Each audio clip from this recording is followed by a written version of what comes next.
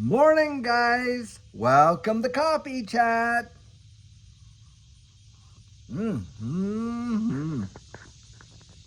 Oh my gosh, is that ever delicious right there? Yes, indeed. Wow. Guys, what another amazing day to wake up to in this XRP ecosystem. So, I'm in the house and I'm reading through various articles like I do to come out and do the coffee chat. And I'm looking at Zero Hedge and News Now and all these other, places to find stuff. And guys, I find this article and it's about BNY Mellon and how they have literally gone out there and not only are they supporting XRP, they're actually entrenching themselves into the XRP ledger infrastructure. And this says it all, guys, because the article is talking about how there's this quiet takeover of the XRP ledger in terms of real world asset tokenization by a lot of institutions that most folks are absolutely missing. In fact, real world asset tokenization on the XRP ledger has literally shot off over 2,000% by institutions just in the last year. That is telling you and I practically everything we need to know about what's coming. These guys are out there and they are looking at down the road, and real world asset tokenization, as we know, is massive component of this new digital economy. Larry Fink is out there. He's pushing the narrative to have all the securities, tokenized. That's the next evolution of the markets. We know decentralized identity is out there. Real estate is being pushed heavy in that area, and on and on and on. But you're really not hearing too much about it. I mean, I was digging to find this article. I'll post the link in here so you can read it for yourself. But it wasn't an easy article to get, and it kind of surprised me that it was out there. And what it was is an article written on a X post that Pompeius made, with respect to finding this kind of information out. And guys, you got to think, okay, why are they not making it publicly known? I mean, BNY Mellon is a big institution, well known around the wide world, and they don't want you and I to know that they're out there and doing real world asset tokenization and trenching themselves right into the XRP ledger like that. Why don't they want us to know that, guys? I'm telling you, I think the reason is, hey, look, they don't want us to get ahead and front run them. And of course, right now, what are a lot of articles coming out too? People are trying to FUD you and I like crazy. And one of the ones that has come out there, of course, is Chris Larson has, put out, I think about $200 million worth of XRP and stuff like that. Now he's moved it. I don't know if he's totally sold it yet. But a lot of folks are coming out, oh, see, they're just dumping on retail. Come on, guys. Do you think it's retail that is out there and moving this market billions of dollars a day? It is not retail. It is institutional. And, some person put in the comment, can you explain why Chris Larson is doing this? And I said, plain and simple. He's taking profits. And by the way, it's institutions that bought it. But here's the biggest deal. It's not so much that Chris Larson would come out and sell that $200 million worth of XRP, but that other institutions came out and bought it. I mean, Chris Larson got that for what? Nothing, 0.0000 whatever, when he first got his XRP, and he's been holding on to it for that amount of time.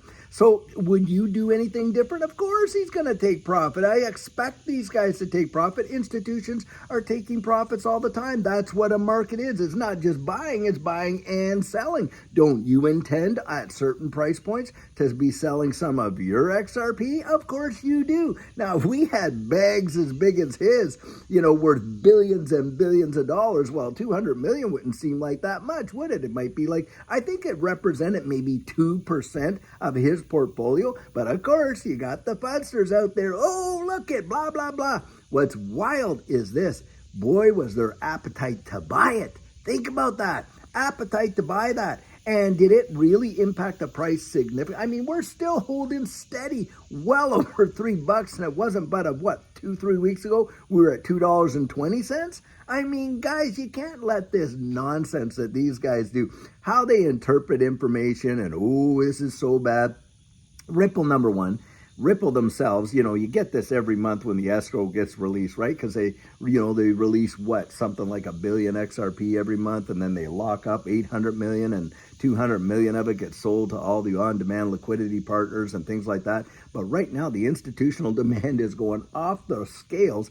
And so, of course, you got some founders out there, they're looking at it. Hey, look, I'm going to add to the pie because there is not enough XRP out there to satisfy demand, because if demand was low, the price would have literally crashed way down to probably around $2, but it did not.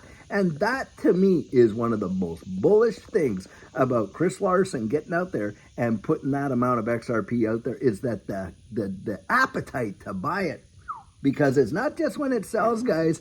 For every sale, someone else is buying that up, aren't they? What do you think's in the mind of the people buying up all of that XRP that he was selling? Well, they're looking down the road, absolutely, just like you and I are. And thank goodness, because I'll tell you what, have you reached all your accumulation goals? I mean, would you rather be paying at $5, $6, $7, $9, $12, $14, $22, $27, $54? No, of course you wouldn't. You'd rather be buying it now when it's right there. Well, what, $3 and some cents? Absolutely, guys. I think we are still so early. And I think a lot of people are just missing it. They're totally missing it.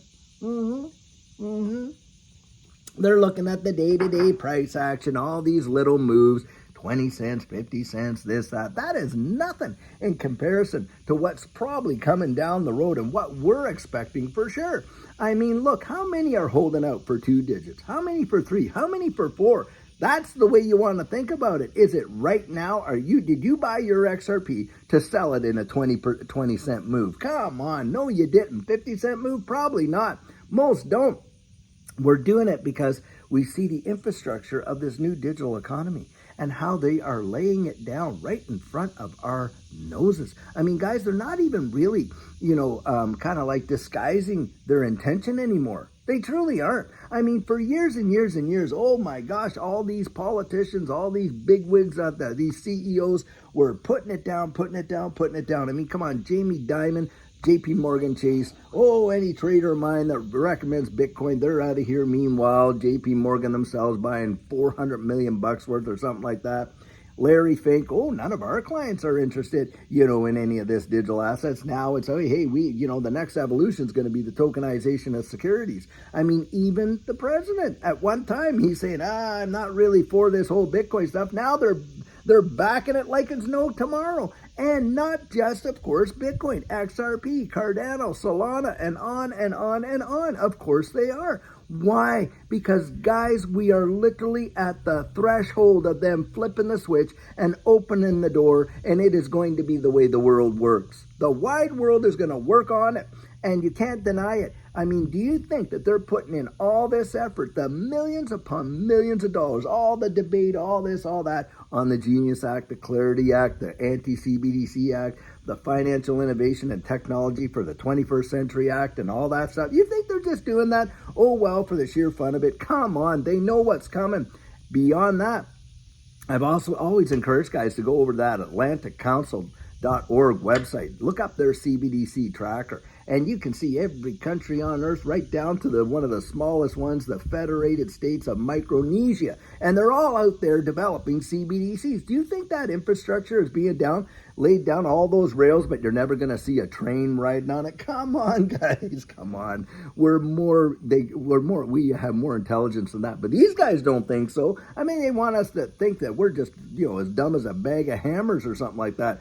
That, it just kind of gets me, because this space, most of the people I know in this space, boy, are they sharp as tacks. You guys, amazing community.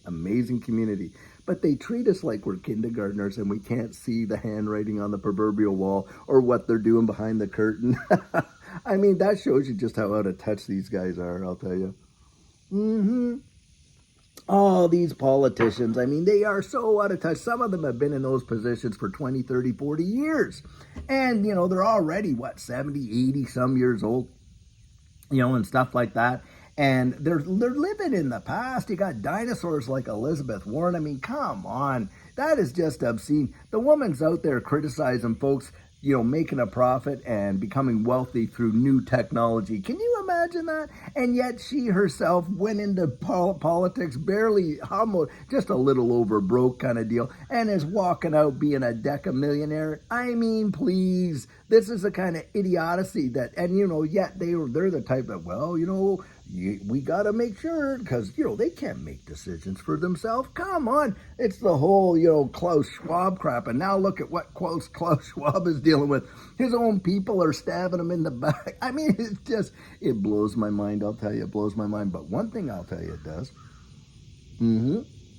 It reminds me just how vitally important it is to be strategic and to actually get that, going and that plan in place. And guys, a lot of you have written out to me about my coaching.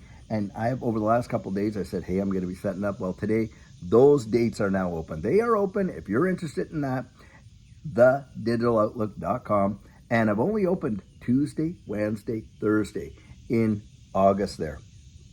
And you can see the dates available. I think there's about 6 dates, maybe 1 or 2 weeks there available. If you want to get in there, just go sign up and get in there and get yourself strategic. Start thinking down the road. Have a plan. Methods of decisiveness, principles that you can employ that will literally make the difference, can make the difference between you actually seeing the gains that you're hoping to see and realizing that and acting in a absolute strategic way of thinking. It is big, big, big that you get to do that. Now, whether you do it through me or somebody else, just get out and do it. Just get out and do it, because man alive, we are on probably one of the most historic journeys the world has ever seen in generations. And there's a lot of big time folks out there that said, listen, this isn't just a once in a lifetime opportunity. This is a once in a generational opportunity. What this space represents, I mean, the transition that we're seeing from this fiat system into this new digital economy probably hasn't happened in the last 1,000 years. Yep, right there. That is big. And these folks themselves are calling it the 4th industrial revolution. Well, what happened with all these revolutions? Well, of course, it changed the entire trajectory of how the world worked, how money flowed, how information flowed, and all of that. Guys, get yourself ready. Something absolutely massive is coming. I totally believe it. My 100% biased opinion, as you guys know I love to say. And I'll tell you, you want to be buckled up and ready for that ride, in my estimation. So guys, until later on when we have another amazing video for you, have a fabulous one and take care.